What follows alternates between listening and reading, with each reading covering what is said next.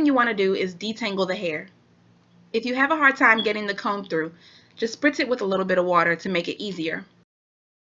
You don't want to skip this step because if you do, the clippers will snag at the hair, making the process painful. Once you have your clippers cleaned and oiled, you're ready to get started. I'm using the Andis Envy adjustable clippers. The first thing you want to do is take the lever on the side of your clippers and push it all the way back so that the teeth are at the lowest position. This way you can get the closest possible cut for this first section. This haircut is all about creating layers. For this first layer, you want to go all the way around the head in a U shape, creating a line that slopes downward in the back. This line doesn't have to be perfectly straight, but it is the base for your haircut and all the other layers will follow this one. So try to keep it as neat as possible. Remember, it's important to go over each section thoroughly to make sure that the hair is all cut to the same length. Keep in mind that hair grows in different directions, so just because it looks like it's all growing downward doesn't mean it actually is. You may have to go over some parts horizontally and vertically to make sure you get a uniform cut.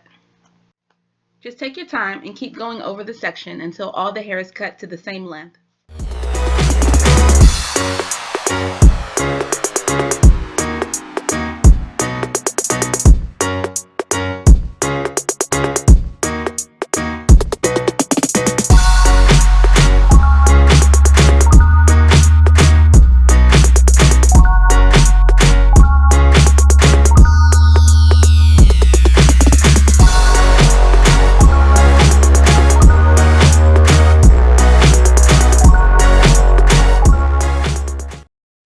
Now that we finished the first layer, use the lever on your clippers to adjust the teeth up or forward.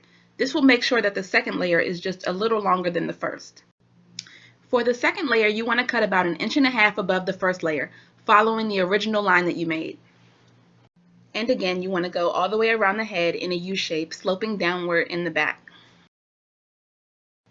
You can see that I'm flicking my wrist when I remove the clippers from the head.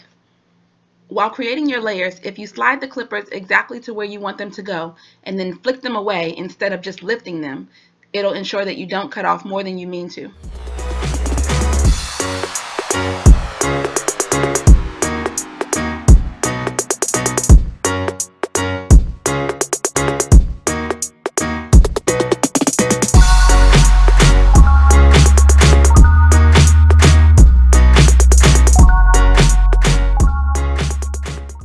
Now attach your number 1 guard with the teeth still in the forward position.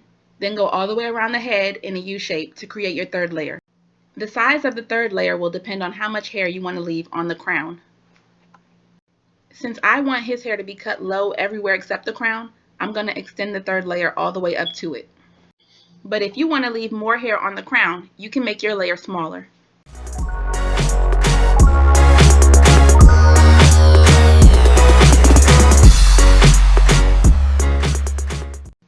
At this point, you need to choose which guard you're going to use for the crown of the head. Because I like his hair pretty short on top, I'm using a number 2 guard, with the teeth still in the forward position. If you're not sure how long you want the hair on top to be, start with a bigger guard like a number 3 or a number 4, and then work your way down until you get the length you want. Now it's time to blend your first and second layers. Because the teeth were pushed all the way back on the first layer and all the way forward on the second layer, you need to go right in between to blend them. So use the lever on the clippers to adjust the teeth to the midway point between all the way forward and all the way back, and use that setting to blend those 2 layers together. This is going to take a little time and effort, but just keep going over that line until you're able to blend it out.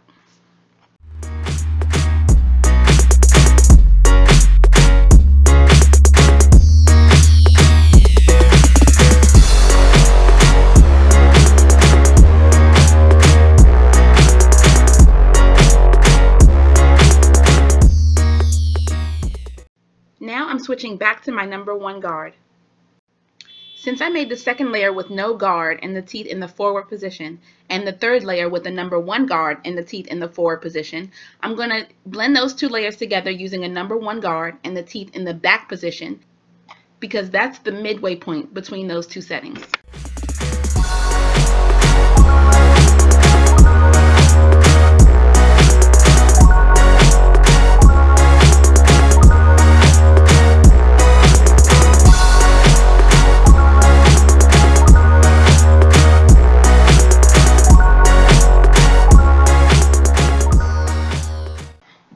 going to use those same settings to blend downward just to make sure that everything is meshing well together.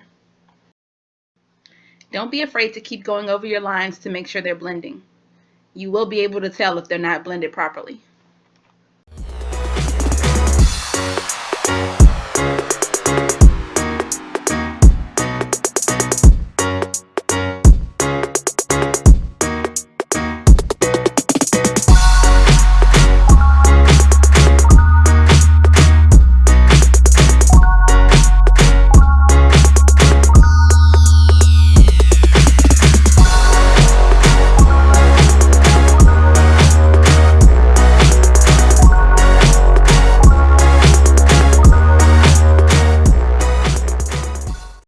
I'm going to go over that front section one more time with the number 2 guard just to make sure there's no overhang.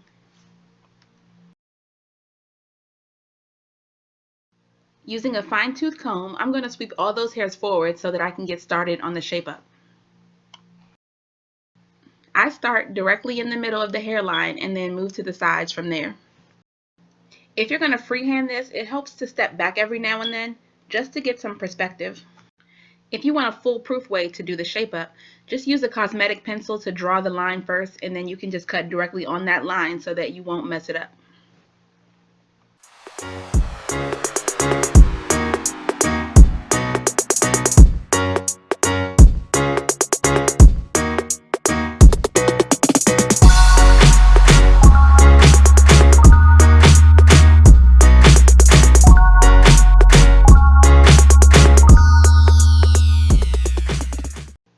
When you get to this part, use the edge of the clipper to go around that curve.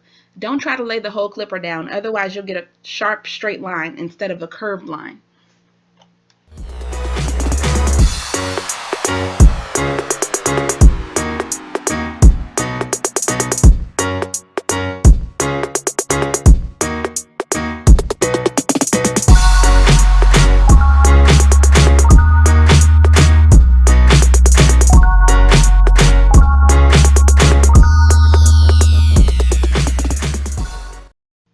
Now clean up the back, the sides, and around the ears, and you're done.